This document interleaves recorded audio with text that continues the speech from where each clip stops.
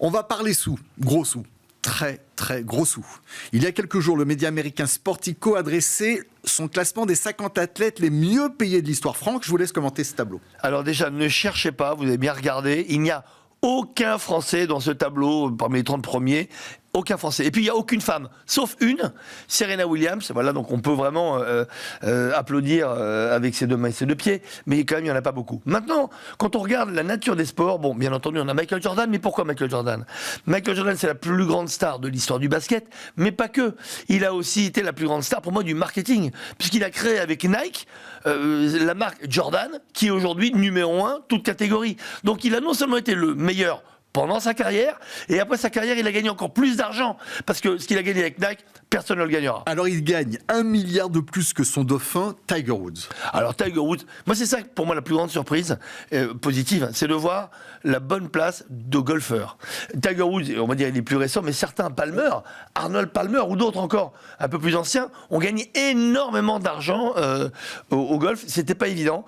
Tiger Woods, bon c'est une star mondiale, mais toute catégorie. C'est le Michael Jordan du golf. On peut voir les autres au classement.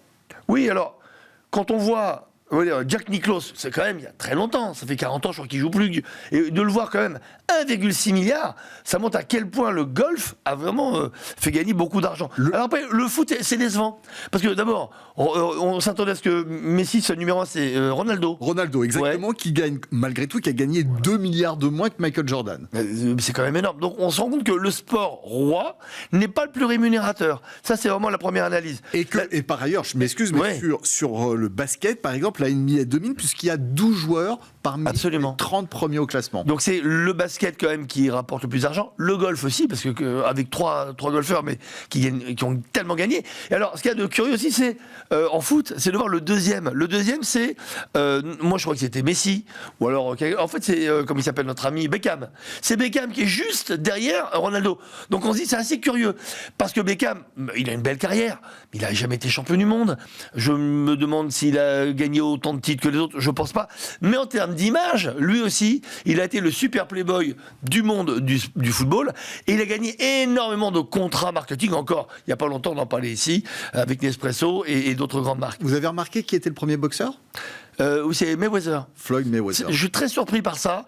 Moi, je crois que c'était mon idole absolue du sport, Mike Tyson. Et en fait, non, c'est pas Mike Tyson. Tyson est un peu plus loin, mais Floyd Mayweather, c'est quand même énorme. Mais parce qu'il a un nombre de victoires aussi phénoménal. Alors, il y en a d'autres qui ont un grand nombre de victoires, mais moi, je pensais quand même qu'il ne serait pas à ce niveau-là. Il y a 9 sports et 17 nationalités différentes représentées. Quelle est la première nation sur la plus haute marche du podium ? La première, je crois que c'est les États-Unis, mais je ne suis pas sûr. Les États-Unis, mais avec quelle proportion ? 70%. Exactement. 31 champions sur 50. Mais oui. C'est un... Alors c'est logique, parce que d'abord, le sport pro là-bas, c'est quand même la donne. Il faut connaître le sport américain, que j'adore, pour voir que même dans les scolaires, ce qu'on appelle, il y a quand même 4000 personnes dans les tribunes. En gros, quand ils font rien à moitié. Quand ils font du sport, ils le font à fond.